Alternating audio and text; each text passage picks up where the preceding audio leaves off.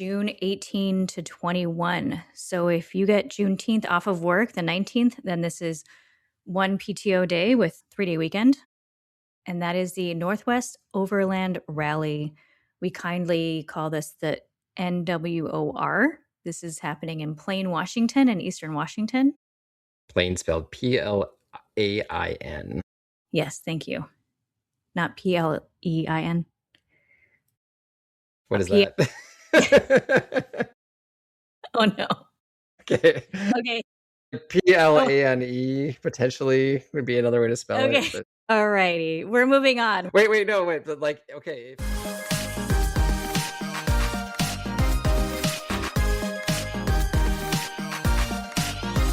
You have tuned in to Remote Trails Radio. We're your hosts, Garrick and Melody, take you off the beaten path into the world of overlanding, life in the Pacific Northwest, and whatever the heck else we feel like chatting about. So grab a drink, settle in, and let's hit the trails together. Hello, everyone, and thank you for joining today. I'm Melody. And I'm Garrick. And this is Remote Trails Radio. Thanks for tuning in. We have quite a lot of things to cover today. We're going to be talking about some of our previous episode updates. We're going to be talking about the Starlink Mini today.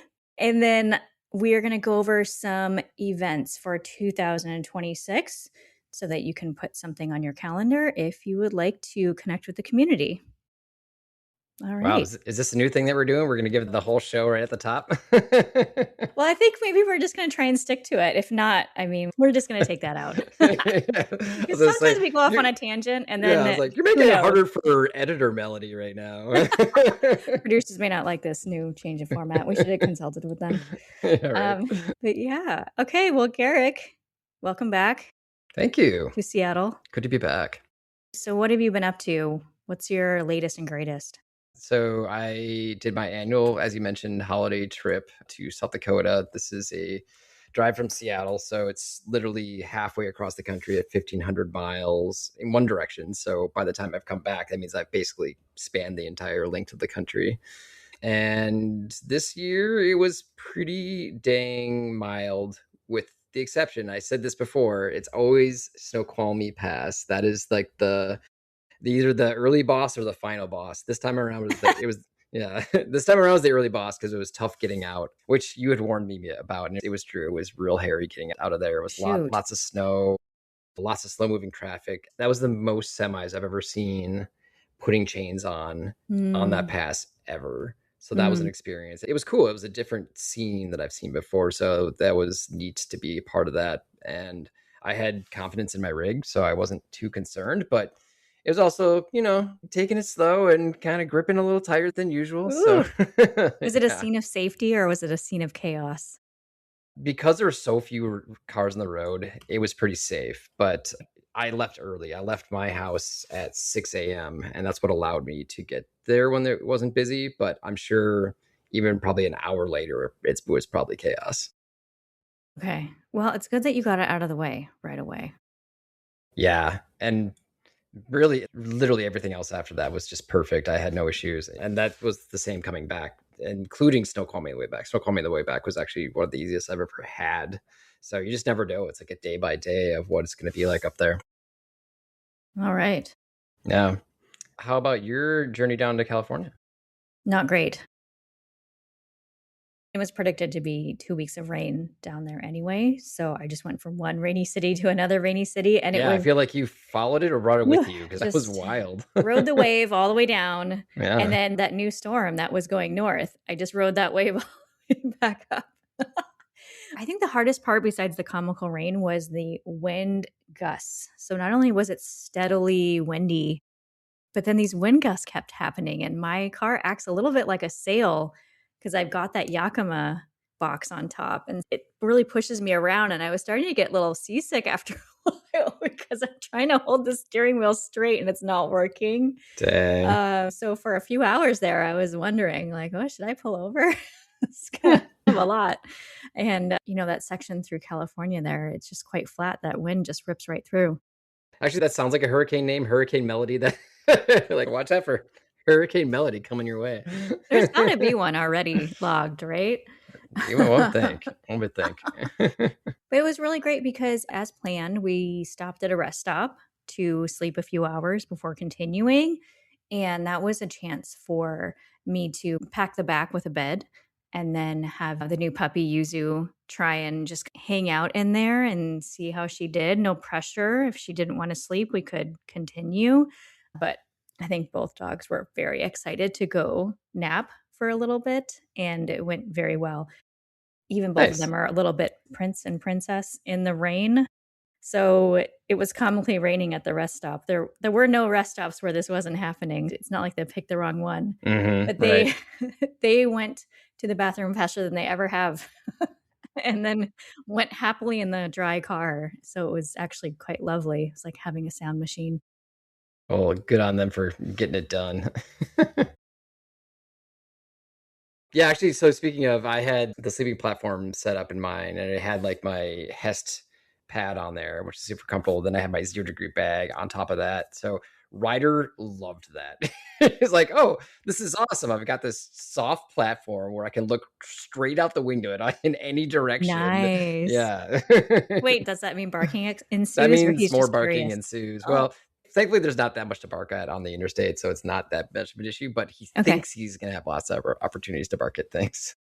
Mostly it ends up just being like the Sinclair dinosaurs that aren't moving and aren't green. Right. That's right. You got a lot more of those on your trip. So it can be safe from those. Very cool. Is this the first time you're announcing the new pup's name? I think it is. Right. That's right. Yeah. So Yeah. the last episode, we weren't sure what the name was. And she is registered a lot of places as either new dog or puppy. So now I have to go back and change all those generic names. Her name is Hey Yuzu. And I thought of it because I wanted a little bit of a longer name. And she is bright and zesty, among other things. So that seemed to suit her very well. I feel like every dog's silent first name is Hey. Hey, Ryder, get over here. She was responding to "Hey You" pretty Okay. well. So it just sort of And my evolved from there. coworker, she's like, "Why don't you just call her Hey Yuzu?" And I was like, "That's perfect." She responds Nice. every time. That's just a practical name right there. Right? Cool. Yeah, to our listeners, if you're like wondering, where's that photo of Melody's new dog? I have the same question. Where is that photo of Melody's new dog that I asked for weeks Oops. ago? Oops. I'll give you a nice one and I'll give you a funny one. I'll give you two. All right. And you Look forward can to swipe those. and see. Sorry about that. Yeah. Hopefully, by the time you've listened to this episode, you've already seen these. And if you haven't seen them, that gives you a good reason to go check out Remote Trails Radio on Instagram. Maybe follow us and give us some more content. It'd be great. Nice job, Garrick. Just get that right in there. Mm-hmm. Very cool. Well, I guess now we're in the updates from previous episodes. So, so what's your update, Garrick, from episode 28? Yeah, so in episode 28, I described my installation of the Bluetti Charger 1, which is the DC to DC charger that I've been using to get more output from my alternator to my EcoFlow River 2 Pro. Right. Yeah, so that has been working flawlessly for me. Ooh. And yeah, I really love it. So I was surprised to find out that, because Charger 1's pretty new. I think it came out like maybe a year ago. But I was surprised to find out that Bluetti just released the Charger 2. Yeah, it's not like yet. I think it's going to be shipping in February, but they're selling it. And I wanted to just quickly give some differences between the Charger 1 and Charger 2. Okay. The one thing that I don't know is I don't know if they're going to continue selling the Charger 1 and the Charger 2 simultaneously, or if the Charger 2 is going to be replacing the Charger 1. Okay. From a couple of YouTubers I watched, it seems like this is the replacement, which I'll give my thoughts on that in the end. Okay. If I don't do that, remind me. I will, because I am curious now. I'm like, come over and put that in my car. Yeah. But now I'm like, which one do I buy? Yeah, so there's only like a few like really critical differences. There's also more, I think they add a lot more smart technology, and I'm not going to get into that because I'm not as familiar with it. But one of the biggest things is that the maximum output from the Charger 1 is 560 watts from the alternator. That's if you set it up like all the way to the maximum voltage. And the Charger 2, it has listed as 800 watts, but I found it kind of weird because it lists the 800 watts as an emergency jumpstart charging. So I don't know what that means per se, because if you're charging from your alternator, what are you jump starting? Not sure. So that remains to be discovered. But on their marketing, they're showing 1200 watts as their like max output. And wow. the reason why they're coming up with that number, I believe, is that they're taking 600 watts from the alternator as it's sort of like non-emergency jumpstart charging, like the regular charging as 600 watts from an alternator, which is not a big difference there. But then another 600 is coming from if you have solar panels. So if you have solar panels, that is handy because then you can have the alternator and solar panels going to one unit and then just one unit connected to your power station. I like that idea. Yeah. And I guess it depends on what kind of power station you have, though. Like for me, like my power station maxes out a 220 input, so it doesn't help me with my River 2 Pro. But as mentioned, I'm going to be getting a bigger power station this season, so this could make a difference. I also don't have solar panels attached to the top of my vehicle. I have portable ones, so there's not really a scenario where I would be running the alternator and the solar panels at the same time, unless I was like just super low and it was like sunny out and it just had my car running and had the solar panels. It's not a scenario I really imagine happening, but if you're like a van that has solar panels on the top, then this is cool. This is great. Like, why not get the sun and the alternator working for you? Yeah, I always thought about putting solar panels on the top of my car too when I don't have the box up there. Just seems like a nice thing to have. Yeah, it's free power essentially. A lot of people do it. The one problem with mounting it on top is that it's usually easiest to flat mount it, but with solar panels, you don't really get the max efficiency unless it's like noon and the sun is like right above head, and that otherwise you kind of want to angle it towards the sun. But if you're okay with not getting max efficiency, then whatever, you're still getting power. The other thing I thought that was really cool that the Charger 2 has that the Charger 1 doesn't is reverse charging. And that means if your starter battery is dead, you could actually charge it from your power station if you have power in your power station, but not your starter battery. So that would be kind of a cool get out of jail free card if you're ever in that situation.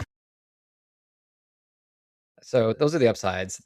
The downsides are it looks like it's more expensive. I was seeing sort of a street price. Like they're not available right now. Like they're not coming out until next month. So they're Bluetti's also on sale all the time. So it's hard to know like what the normal street price is going to be. But I was seeing a street price of $350. I believe I bought mine Charger 1 for I think it was right around 200, if not less. I think it got on a big sale. It might even been less. So it's significantly more expensive. The other thing is that it's a lot bigger. It's more than twice the size of the Charger 1. Yeah. And so that also is, I'm not sure if it's worth it for me because it's interesting. They're offering right now, and I'm sorry, listeners, if you're in this scenario, because they're only offering it until like tomorrow, but they're offering this initial deal. If you have a Charger 1, they'll sell you a Charger 2 for $99, and you don't have to give up your Charger 1. You could just have a Charger 2 for $99. So I had that option available to me right now, which is, a $350 unit for $99, which is a pretty awesome deal. I just don't know if I need it. I definitely would not be getting more out of my alternator. And like I said, I just don't see a scenario of me running alternator and panels at the same time, anytime soon. If I get a venture van, fingers crossed one day, I would absolutely be jumping at this. I don't know. I was looking at that fine print on their website, and it looks like it's because the 5M DC input cable is out of stock. So you need that Charger 1 cable in order to run the Charger 2 for the first shipment. Interesting. Yeah, they're plug and play, so it uses exact same cables. So yeah, literally I could just swap it out. You would swap it out, right? Mm-hmm. Yep. But is it a proprietary cable that they're missing? Nope. The only thing that's a little different on it that I noticed is that it has these posts on there that I have not seen before. I doubt they're proprietary posts though. There's ones I haven't seen before. They're like these squared off posts. It's interesting. I actually really like them. They fit in there really well and they're really solid. So it's a cool design. Okay. Yeah. It seems like it has good use cases for some people. I just don't know if it's worth the upgrade for me. That's why I was kind of hoping that this is me getting back to what I was talking about earlier. I really hope they actually do offer the Charger 1 and the Charger 2 simultaneously, because I think there's a lot of people like me where the Charger 1 is the perfect device and I don't really need this extra bulk or extra cost for the Charger 2. So if there's any chance that Bluetti's listening, yeah, please tell us. Yeah. And if you haven't decided yet, then take it as our recommendation to offer them both at the same time. I think you covered everything there. So did I need to remind you about anything else on that? Nope, that was it. Yeah, just the offering at the same time part was what I wanted to get back to. So nice. Okay. Well, I did have an update because we had very long drives. I did listen to a very specific podcast that I wanted to recommend. It's not random because it definitely has to do with the episode where we were just talking about air compressors. I believe that was episode 31. Was it episode 31? Sounds right. So we had this whole discussion about air compressors. And so then I listened to Botch's Off-Road podcast, and they had Tyler from Morflate do an entire episode. So I listened to that on my way to California. And boy, is it helpful. I absolutely recommend that everyone listen to this. The Morflate episode was very helpful when considering different air compressors. It definitely highlights what we were talking about and more. Nice. Botches is on our pod roll. So if you go to our website, there's a list of podcasts that we recommend, and Botches is one of them. But we'll also look to, if we can, get a link to that particular episode. I don't know if we could do that or not, depending on their setup, but we'll try. That would be great. They did also publish it as a repeat, so you can listen to it twice in a row if you want. There's a happy little accident. I was like, oh, I'm listening to it again. Great. There were definitely some things I missed in that technical jargon. But it did highlight how, I had the first gen Morflate air compressor. And apparently they've had generations after that, kind of like how you're talking about this Bluetti now has a second gen of its charger. On Morflate, they improved each generation. And so the problems that I had in my generation, I think they fixed for future generations. Oh, okay. Interesting. And then they had way less returns. Yeah. I guess you're saying they would still recommend, though, that you don't have it in engine bay, right? You should definitely not have installed it like I installed it. Okay. That is point blank. However, he was aware of some of the issues that I had. And I think people had those issues right away, whereas mine took quite a few years to present. So it's such a great product. He really explains carefully how they improved it every time. And they talked about duty cycle and how I think he figured out the average duty cycle that an off-roader needs. And they built it to that spec. Instead of having 100%, he's like, you don't need 100% duty cycle. Interesting. So he took the average amount of time that anyone would really ever need it, even in a bind, and built it to that duty cycle. Okay. That's cool. Yeah, have a listen if you haven't. Yeah. Well, it's funny 2 hours, but it's only 1 hour. I did post on our Instagram a carousel of your old install with the Morflate and then your new install in progress with the ARB. And one guy responded and said that he has 2 Morflates underneath his hood, which I thought was kind of interesting because that's questionable. But then also because the instructions say that you're supposed to do 4 tires at once from one pump, right? So I was like, oh, right. Yeah, so I should follow up with him and figure out how he's getting past the limitation of the Schrader valve. Like if he's like pulling the valves or something, that'd be kind of interesting. I'm trying to think of a situation where you would need that. Because Morflate doesn't offer multiple models, right? It's not like they have like smaller ones. Right. Okay. I'm thinking maybe they ride with someone pretty frequently that doesn't have one. And so maybe he's able to power 2 cars. Oh, that's an interesting thought. At the same time, rather than doing 2 separate installs. Yeah. He does 1 install of 2. That's interesting. Also how would the battery? Yeah, I was gonna say I'm a nerd out about like the output of your alternator and what those are drawing from your battery. If maybe that can keep up. Batteries. Yeah, maybe. Yeah, interesting. This guy is going to trump all of us. We all want him on our trip. Well, as we learned from the botches process, just post things twice and you get twice the downloads, right? There we go. Yeah. They'll have to hear that joke after we've recorded with them next week. So, sorry, guys. Cool. Yeah. All right. Well, now we can go back to what have we been up to lately. We didn't say at the beginning of this episode that we were just going to jump around like crazy. But I feel like I want to hear about this because you're going to talk about your Starlink Mini. And I also have one. However, I have never turned it on. So who knows if it works. But I'm going to learn from you exactly what to do now. Actually, the biggest fan of this in our group is Shannon. We should have asked him more about it when, I guess we talked about it a little bit. But yeah, Shannon's the one who actually like kind of sold me on it because specifically of the standby mode. Same. Yeah, because I knew I wouldn't use it enough to justify paying like a $50 a month for it. So that's why I was just never interested in it. But then when Shannon mentioned the standby mode, we were paying, I think it's $5 a month right now. And it's really low bandwidth. I can't remember what, I think it was like 500 like megabits per second, something like that, which is not terrible. By modern standards, it's pretty low. But the idea is that you can use it pretty much unlimited at that just slow rate. So as long as you're okay with that slow rate, like you can use that in the backcountry for anything. For me, I really like the idea of using it as sort of a replacement for my InReach, because my InReach was like, for the lowest subscription of the InReach was $15 a month. And that had a lot of limitations, and you're definitely not using the internet through it. Right. So it seems really superior to that. Obviously, it's a lot larger than the InReach, and the InReach has other purposes. If you're more of a hiker, I think the InReach would be handy because you can actually carry it on your body. The Mini is not heavy, but it's a bit kind of awkwardly sized, so I don't think you'd want to backpack it with it unless you're doing some serious backcountry like remote work or something.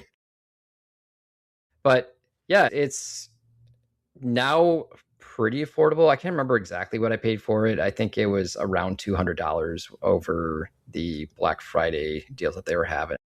And this thing used to be sold for $600. It's quite a bit cheaper than it used to be. If you know somebody who has a Starlink Mini, ask them for a referral code. That's the first thing to do. Okay, but that's only if you're buying off the Starlink website, right? Because like I bought mine from Best Buy. Yeah, so before you buy it, ask this friend for Starlink referral code. Now, if there's a big difference, like if Best Buy for some reason has a much cheaper price, then sure, buy it that way. But generally, what you'll get with the referral code is like your first month is free. And not only do you get that, but the person who referred you gets that free month. And that's not of the standby mode. That's like of the one of the premium months. So that's the way to do it. I think I bought mine from Best Buy as well. I think also like Home Depot was selling them, but they all were offering the same price. They were all in line with what the Starlink page had for sale. So usually it seems like they're all pretty tightly regulated to the same price. So that's step one, get a referral code from a friend. After you get it, you have to have that first month of whatever level you choose. I think it's state specific. In my area, I had two choices. I had whatever like the standard mode is, where I think it was like $50 a month, and there was I think it was like a gigabyte. Yeah, I think it was like a gigabyte limit or something like that. Some amount of gigabytes, 10 gigs maybe. I think it was like 10 gigs. I can't remember. I've had this on our board for a while, so I apologize for not having specifics. But anyways, Garrick. And then they have some bigger mode, but there's like a residential mode as well. But that's based off of what the availability is for your area. And there's so many people in Seattle that already have that. So I couldn't even get it even if I wanted to. But after you do that, you have to pay for that first month, but immediately you can say, hey, pause my account. And that will put you in that low data mode where it's like after the end of the month, you won't get charged another full like $50. You'll be charged the $5 and you'll be in the standby mode and you'll still be able to use it. So if you want to use it like me, where it's just sort of like, hey, I don't want to go out to the backcountry to be online. Like I want to be out in the backcountry to be in the backcountry, but it's handy to be online here and there, especially if you're trying to coordinate with other people that are like getting into a dispersed site, right? And you want to send the coordinates, directions, that sort of thing. It can be really handy for that. Or if you just want to be on hand for emergencies. I know with Shannon, he specifically had planned to be professionally available, and that was his reasoning for the Starlink. People can do a little bit of streaming from it. I wouldn't do standby mode and then get into a Zoom meeting or anything like that. I think you'd probably want the limited package for that. But you can actually do quite a bit. And like people are saying that if you put down your YouTube settings to like the lowest quality, you can actually watch YouTube with it in standby mode, which is pretty incredible. And then if you are in that scenario though, and you are not on the standby mode yet, and you're actually have an allotment like the 10 gigs, there are some things you can do to make sure that you go through it slower. For example, you can set your devices to low data mode. Apple devices have that. I believe Android has an equivalent of some kind as well.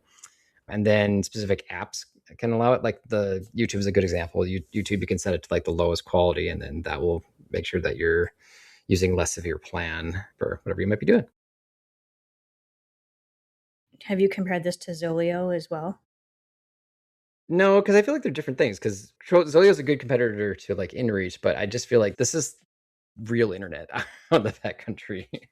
What I feel like is what this probably is. Starlink exists now on T-Mobile on your phones, so this feels like it's a stopgap before all our phones just have internet via satellite. So I don't know how mainstream this will end up being, because I feel like we're maybe a few years off from all of us having internet all the time.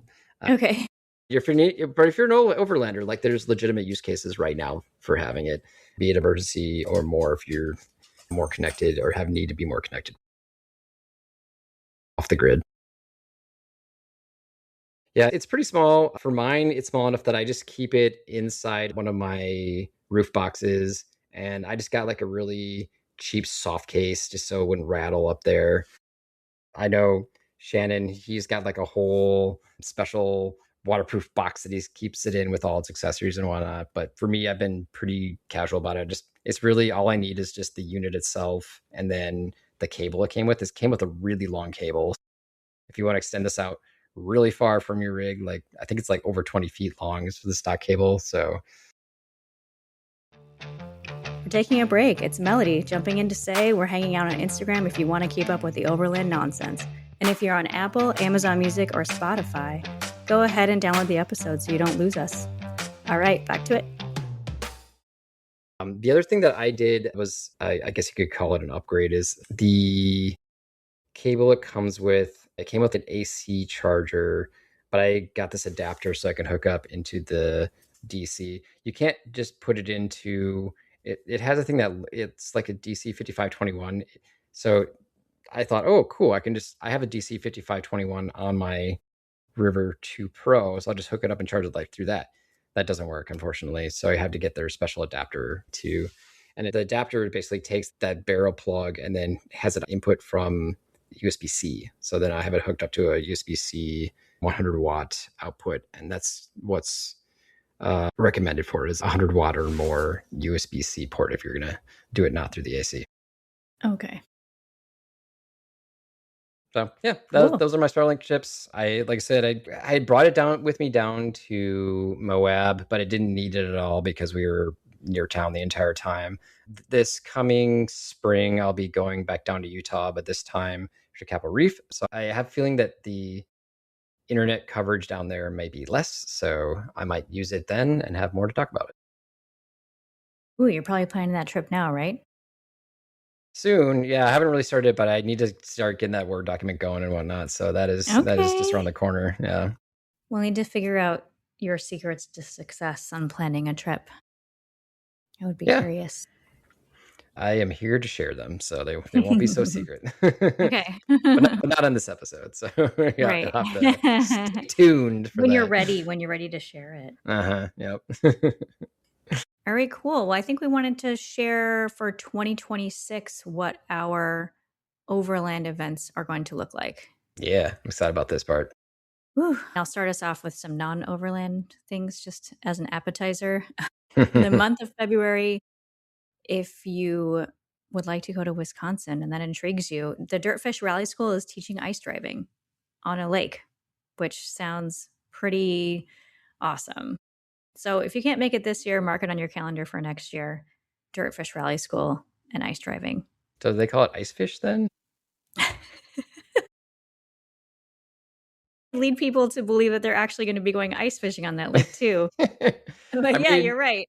It has more connection to fish than their dirt lot. Their dirt, right? Still sliding around. Yeah, because what's a dirt fish? Well, because you're fishtailing. Is that what the reference is? I was gonna say, you've seen Rally, right? It's like you're like all over the place. Okay. You can fishtail over the fish in Wisconsin. Sweet. Yep. And then we have February 27th and 28th. That weekend is going to be the Fat Ice Race in Big Sky, Montana. This is also a race that happens, I believe, in Austria, somewhere in Europe. And they take very fancy cars and modified builds and throw them on an ice track. So what does the FAT stand for then? That's a good question. I should probably know this. It's probably a brand, huh? FAT. Oh, wait, with bated breath. I know you're going to ask this stuff. Let's see. There's FAT Porsche design, FAT Turbo. So Montana's a giant state. Do you know which side Big Sky has? I would guess probably on the west side, but if it's an ice race, it could also be on the east side. We can just rename our podcast Garrick and Melody Look Up Stuff on the Internet. Right? That's basically what we do all day anyway.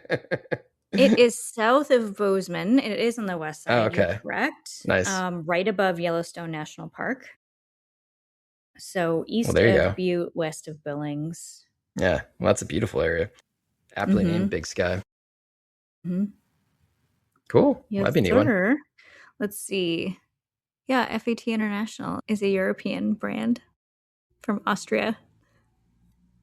Oops. Maybe the A stands for Austria. Yeah, let's see. What does FAT stand for in Austria? You can hear my typing now. Yeah, that was actually louder than when normal. You have nails, it's even worse, right? Okay. It is Français Allemand Transit. Well, that's what I thought. That's what I was guessing. I should just guess that. Originally standing for a past logistics company. Okay. It looks like it has a long-standing relationship with Porsche. Okay. So, yes. Cool. All right. Okay, so let's get into the other ones, shall we? Yeah, maybe one that one of us is definitely going to be at. Well, maybe something that's involving overlanding might be good. Yeah, this is an overlanding podcast. Okay, so March 14th and 15th, we have the Overland Expo SoCal. That's going to be located in Costa Mesa, California. That is near Orange County, LA. I mistakenly thought this was in San Diego. I'm not sure why. I had a momentary lapse. I was trying to get airplane tickets to San Diego. Yeah. So it's in Costa Mesa, California. That's going on for just 2 days, Saturday and Sunday. If you camp overnight, it is quite expensive. However, if you just want to go for the day, the tickets are about $20. Oh, wow. For the day. That's not bad. Mm-hmm. Cool. Then we have June 18 to 21. So if you get Juneteenth off of work, the 19th, then this is one PTO day with 3-day weekend. And that is the Northwest Overland Rally. We kindly call this the NWOR. This is happening in Plain, Washington, in Eastern Washington. Plain spelled Plain. Yes, thank you. Not Plein. What is that? Oh, no. Okay. Plane potentially would be another way to spell it. But... All righty. We're moving on. We're still in June, though, okay? Wait. But like, okay. Bear with me. If people see you, Melody, well, actually, they don't know what you look like. But are you gonna have something that like shows that you're part of Remote Trails Radio? I don't know. We don't know how this media stuff works. Because you're gonna have stickers to give out. So I will definitely have stickers. If people somehow figure out who you are, yeah, you can get a Remote Trails Radio sticker. Yes, I'll be handing them out. Then we have just a little bit later in June, not that much later, June 26th to 28th, we have the PNW Overland Expo in Redmond, Oregon. Yeah, this will be my first expo ever, actually. So I'm pretty excited about this. Me too. Or well, I guess by then it'll be my second one. It'll be your second, yeah. But yeah, that should be a really good time. I've only heard good things about that from friends who've gone. Yeah, and we will be camping there, so we'll be paying the monies. But we'll be excited to beat you. So yeah, we'll figure some way to make ourselves obvious that we're the podcast people. We can make a hand-drawn sign. That'll be really professional. I'm just gonna go to the local preschool and be like, hey, I need a sign. Can we do dry erase marker on our car? Would that work? Actually, maybe. I don't know. We'll see. We'll see. Okay, then right after that, 9 days later, 10 days later, we've got the big thing, July 9th to 12th. The big thing at X Overland Ranch in Montana. Maybe some of you are X Overland podcast fans. The big things happening at their grounds. Yeah. So this is near Three Forks, Montana. This is also Western Montana, but not terribly Western. It's west side, but getting towards the center near Bozeman as well. So it's not close for us. We're going to be driving 11 hours from Seattle. So we're going to be putting the effort in to get there. But I think it's a cool event. And X Overland is a huge part of our community. So we're excited to be a part of that. Definitely. And then in September, this is the last one that we have to share with you guys. September 18th to 20th. Thank you, Garrick, for telling me about this one. This is the Panhandle Overland Rally in Idaho. Have you been to this one? No, but okay. After our Idaho trip, I have wanted to find an excuse to spend more time in Idaho because of what a gorgeous state. So this is in Sandpoint, Idaho. So yeah, gorgeous part of town. Exactly. Right. Yeah. Nice. So we hope to see you guys at some of these events or one of these events. If you happen to see us, give us a high five. We love feedback. Tell us how we're doing. And yeah, excited to connect with the community. Absolutely. Looking forward to a fun and exciting 2026. So now that we've gotten that part, how about some random recommendations, Melody? Would you like me to start? Yes. Okay. So while I was home for the holidays, I saw a movie with my parents, and the movie is called Song Sung Blue. It is not a movie about Neil Diamond.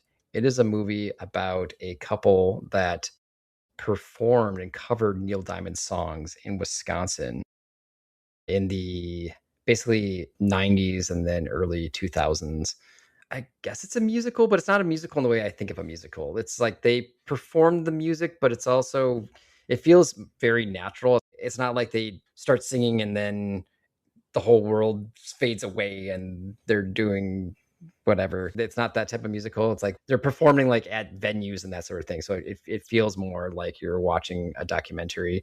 It has Hugh Jackman and Kate Hudson as the leads, and they just kill it. They're awesome singers. And I have to give special props to Kate Hudson because I have a lot of Wisconsin relatives and she nailed the Wisconsin accent. I always find it funny because my Wisconsin relatives always be like, there is no Wisconsin accent. I was like, oh, there sure is. Wisconsin accent, and Kate Hudson figured it out. So, oh, nice. Yeah. I never really consider myself a big Neil Diamond fan. I like his songs, but it's never been anything I've been terribly that into. But he's just got a lot of bangers. He just got a lot of good songs, and every single one of the songs in there is great. And it has a really good story arc of what happened with that couple. And it's very different from your normal documentary about musicians and their whole, life. Because it's like these people are not the big stars. They're out hitting like the Thai restaurants and the state fairs and that sort of thing. So it's a different type of story in that sense. It looks like it's playing at quite a few movie theaters around the area that are very interesting. Well, of course, there's the AMC Victoria 8, which is probably my favorite here, but we have SIFF Cinema, Regal Bella Bottega in Redmond, Majestic Bay, Landmarks Crest Cinema. So some really cool theaters is playing at. Nice. Yeah, I can see it be more of like an indie art house type to play at it too. Nice. All right. Well, I'll make a point to go see it.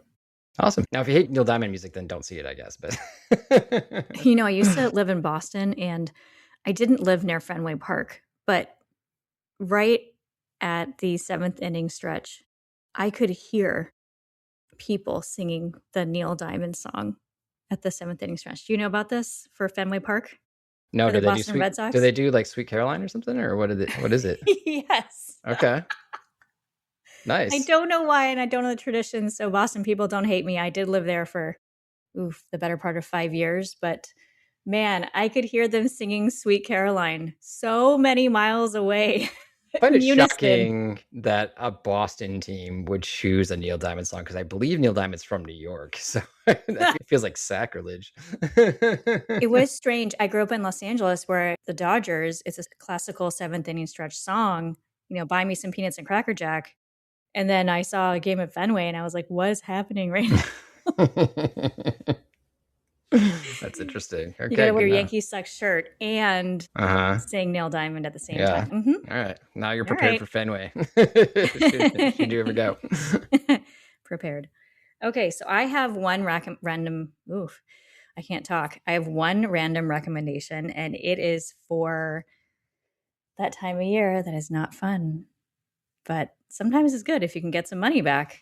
And the reason that this is a recommendation is because the federal government has ceased the free file fillable forms. And this is what I have personally been using for a long time. You could file free with the government. You can no longer do that. So you have to pay some kind of service in order to get your taxes done, which is unfortunate because it shouldn't cost people money to file their taxes. However, a friend has recommended to me freetaxusa.com, and they promised me it is a very reputable site that they've used for years and that their families used for years and that their friends have used for years. It is $0 if you're filing for federal. So those of us in Washington don't have state tax, and so federal is it. So it's going to be free. And if you have to file state taxes, it's $16. So just wanted to put that out there in case you are trying to search for something. I know some people already have their situation set up, but if you're like me and you're kind of sad that the free fillable forms is going away in 2026, then you can use this.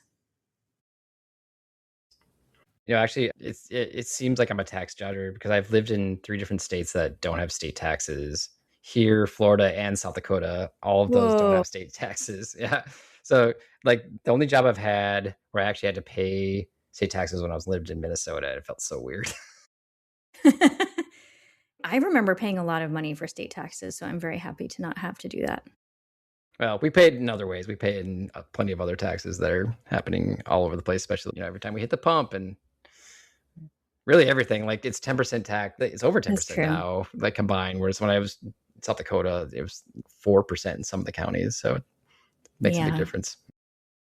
Garrick, let me live my little fantasy of not paying enough tax. Yeah, I won't burst that bottle. You can say it. Garrick, do you have any closing thoughts? So I was thinking about if we had any sort of like predictions or something for this year, if we had overland specific predictions. I really couldn't come up with any other than I feel like EVs are going to be more on the scene this year in overlanding than they've ever been. I feel like this is the year where we're going to be out. Like I expect I'm going to be out down in Utah and I'm going to see somebody overlanding in an EV. So that's my kind of prediction for 2026. Wow.